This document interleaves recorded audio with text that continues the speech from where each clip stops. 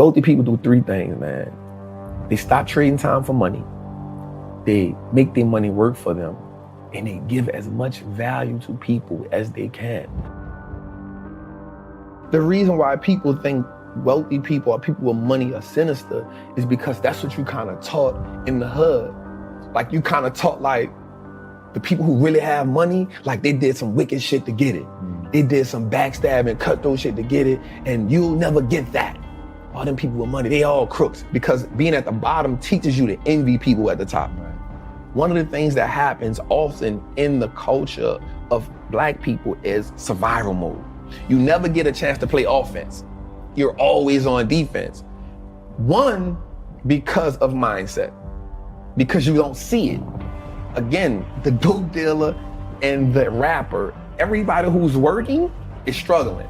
And so you never want to be that. A good business is just like a good hustler. A good business has great product. They have great clientele.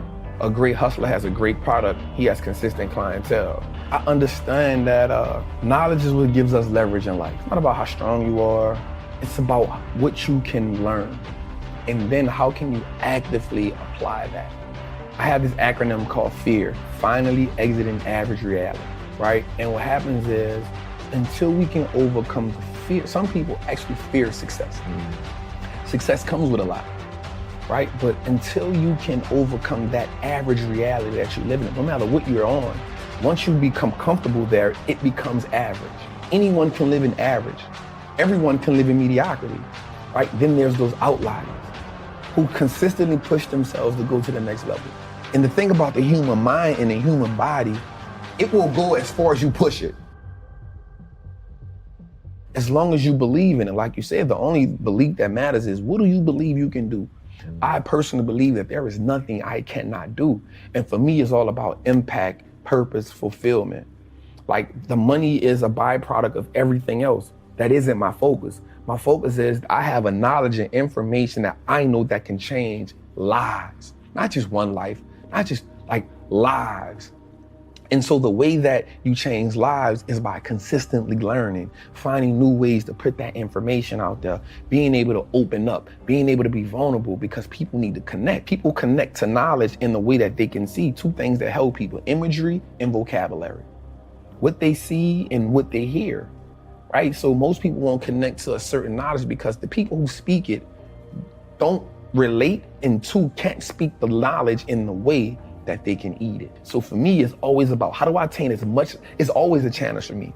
How can I attain as much knowledge as I can, because I love learning, but then how do I take that and be able to now reciprocate it or give it to somebody who may not understand calculus or trigonometry, but if I can give it to them in this way, they can say, oh yeah, I got it. And there's more people that struggled in the world that has become successful. So struggle has to become a language that I struggle. So that's the language I'm great at.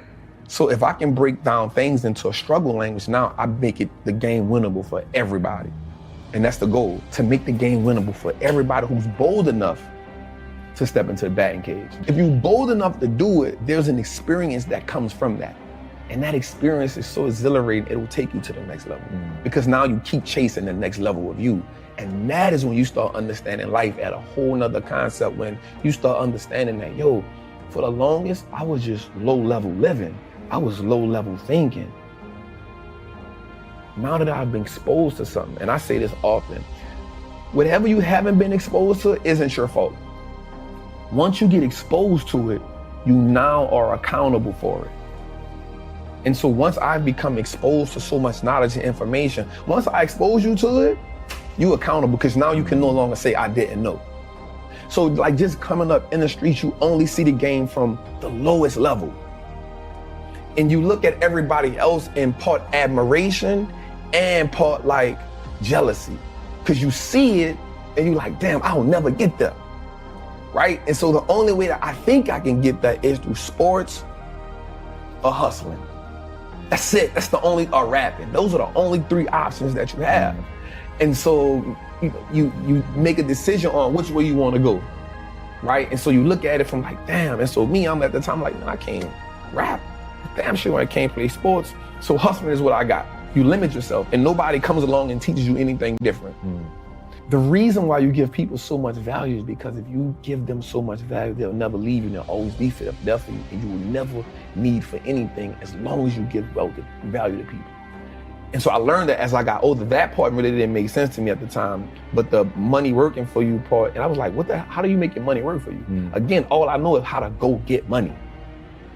That's all I know. So later on in that, he says wealthy people do 3 things. So we in a cell for about 45 days. So all of his conversations, now that you said, it never was black or white. Every conversation with him about money and transition was always wealthy people do. It wasn't white people do, it wasn't black people, it was always wealthy people do this. Right. Wealthy people do this.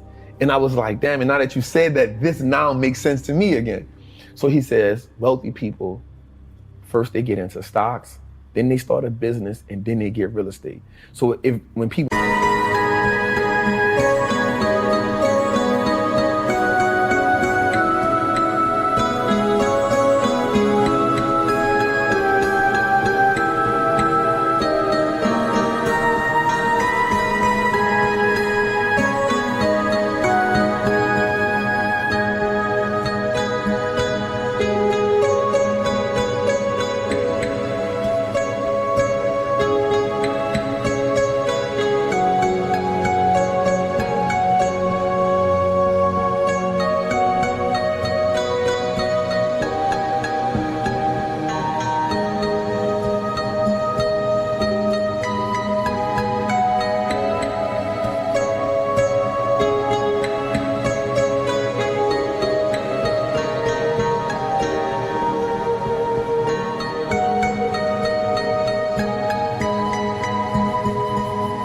ask me how did I get into stocks, is because I followed that rule. I was like, first, if you would have said real estate, business, I would have been the real estate trap. But he said stocks first, and I was like, damn. And so I just, my rest of my time in prison, I wanted to be that. I wanted to be a part of that wealthy conversation.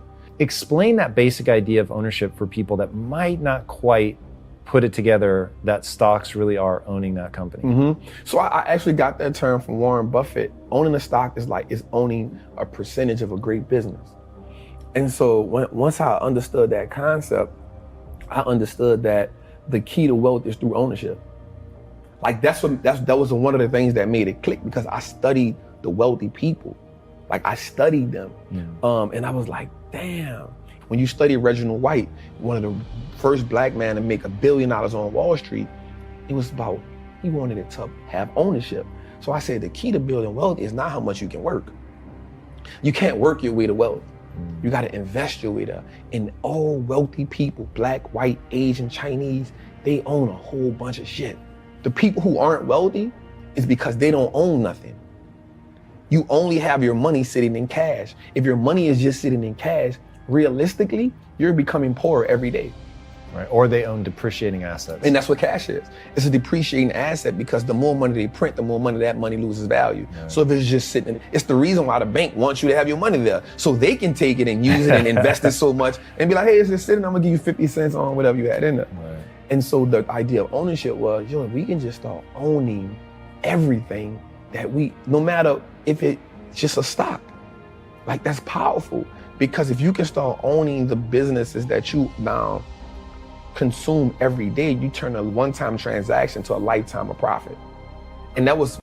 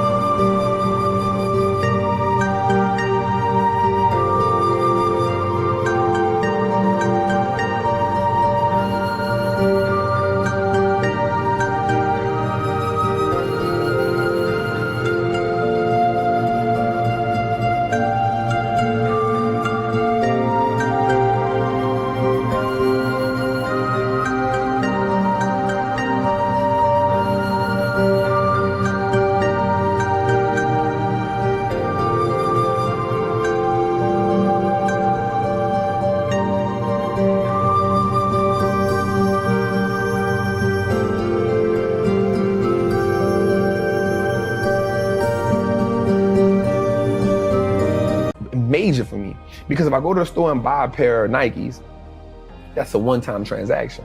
In order for me to get something from them again, I gotta come back and buy another pair of Nikes.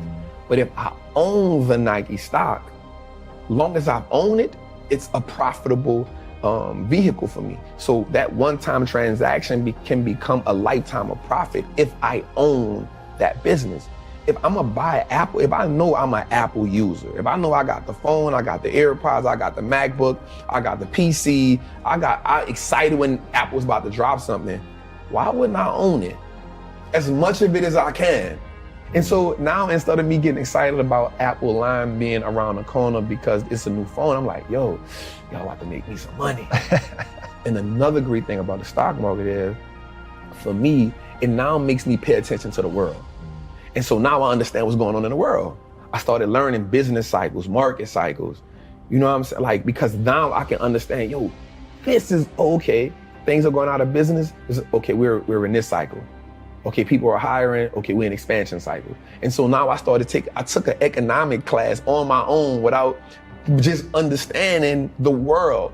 And so you start understanding when something is happening in China. Okay, something happening in China, so I own Apple. Apple has 20% of their revenue in China. Okay, they might take a little hit right now. You know what I'm saying? So the stock market helped me start understanding how the world moves, the fundamentals. Right.